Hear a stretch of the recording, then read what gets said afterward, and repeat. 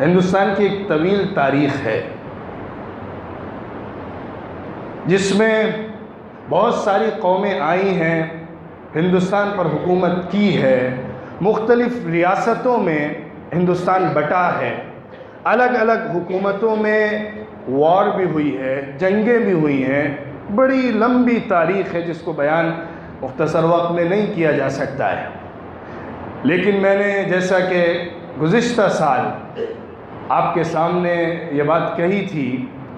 اور آپ کو بتایا تھا کہ ہندوستان کی تاریخ کے اندر جو ہماری آزادی کی تقریباً 150-200 سال کی خاص طور پر تاریخ ہے، اس کے اندر مسلمانوں کا رول کیا ہے، اور مسلمانوں کے اندر بھی ان داڑھی ٹوپی والے علماء کا رول کیا ہے،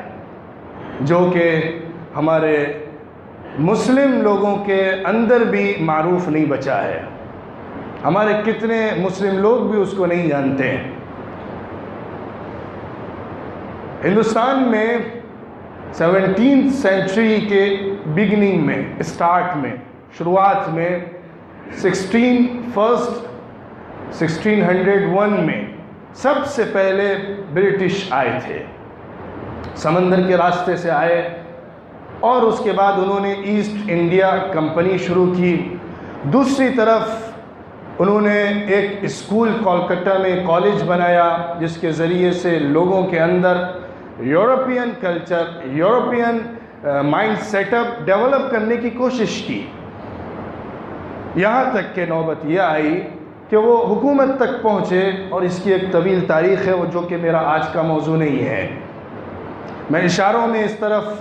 آپ کی نگاہ لانا چاہتا ہوں کہ 1857 کی جو وار ہے، جس کو برٹش بغاوت کہتے ہیں،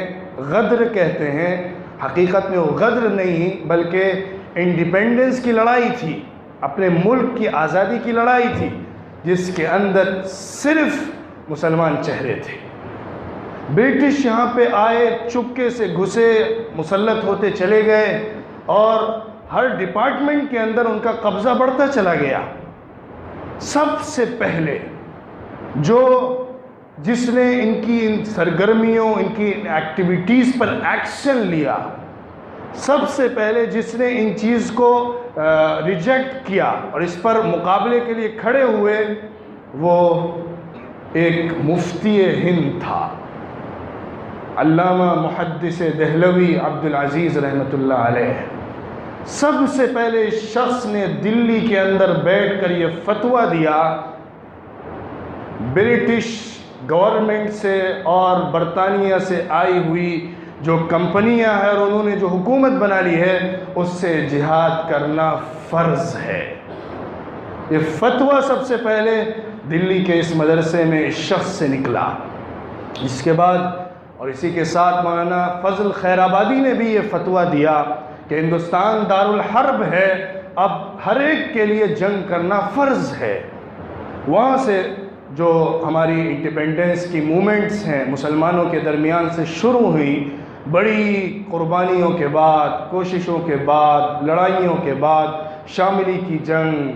اور اس کے بعد انڈمان کے اور مالٹا کے جیلوں کے اندر کی صعوبتیں اور تکلیفیں،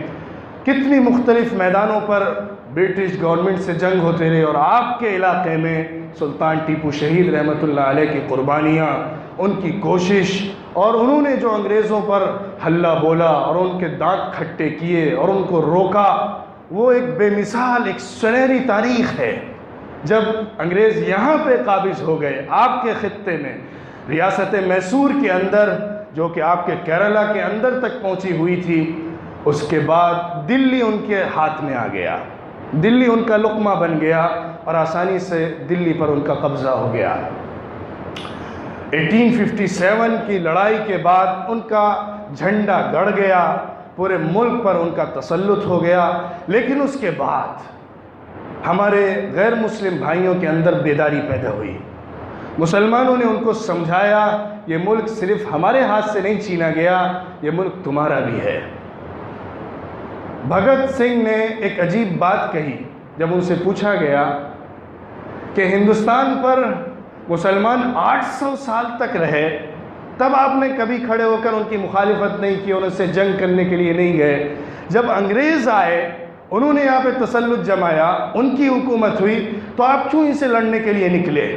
تو انہوں نے بڑا عجیب جواب دیا، جو تاریخ ہے، جو حقیقت ہے۔ انہوں نے بتایا ہندوستان پر مسلمان آئے حکومت کی، اس سے پہلے بھی آئے، لیکن مسلمان اس ملک میں خدمتگار بن کر آئے۔ مسلمانوں نے آ کر اس ملک کی خدمت کی، مسلمانوں نے اس ملک کو بنایا، مسلمانوں نے اس ملک کو ایسی ایسی تہذیبی چیزیں عطا کیں جو اس سے پہلے نہیں تھیں۔ اور ہندوستان کی سرزمین پر آپ مغلوں کی تاریخ اور اس سے پہلے کے جو مسلم امپائرز ہیں ان کی تاریخ دیکھیے کہ انہوں نے ہندوستان کو کیا کچھ نہیں دیا، اور اس کے الفاظ میں ہندوستان کو سونے کی چڑیا بنا دیا، برڈ آف گولڈ، سونے کی چڑیا انڈیا بن گئی۔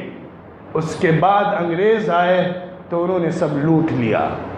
انگریز آئے تھے بنانے کے لیے نہیں، خدمت کے لیے نہیں، لوٹنے کے لیے۔ انگریزوں نے لوٹا یہاں کے مال کو، یہاں کی سمپتی کو، یہاں کی ہر قیمتی اور نایاب چیزوں کو لوٹ کر وہ برطانیہ بھیجتے رہے۔ کیا کچھ یہاں سے نہیں چلا گیا جو ہمارے مسلم امپائر کے زمانے میں موجود تھا۔ اس لیے ہمیں ان سے لڑنا ہے، کیونکہ ہمارے محسن نہیں ہیں، ہمارے خادم نہیں ہیں، ملک بنانے والے نہیں ہیں، یہ ملک توڑنے والے، ملک بیچنے والے، ملک چھیننے والے لوگ ہیں۔ اور برٹش آئے بھی اسی لیے تھے کہ یہاں سے چرا کر لے جائیں۔ وہ چوری کرنے والے لوگ تھے، وہ چوریاں کر رہے تھے، عربوں کی سرزمین کو لوٹ رہے تھے، جہاں جہاں جاتے تھے اپنی حکومت بناتے تھے۔ فرینچ، برٹش، پرتگیز، ان سب نے عرب کے پورے جو آپ کا ایشیا ہے اس کے مختلف خطوں کو ڈیوائیڈ کر کے اپنی اپنی حکومتیں جمائیں، اس لیے تاکہ وہاں سے لوٹ مار کریں۔ بھکاری بن کر آئے تھے، انہوں نے لوٹا ہے ملکوں کو، اور ملک لوٹ کر یہ گئے، اور آج برطانیہ اس پوزیشن میں نظر آ رہا ہے۔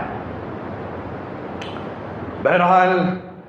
ہمارے غیر مسلم بھائی بھی شریک ہوئے، بڑی لمبی کوشش چلی، تحریکیں اٹھیں،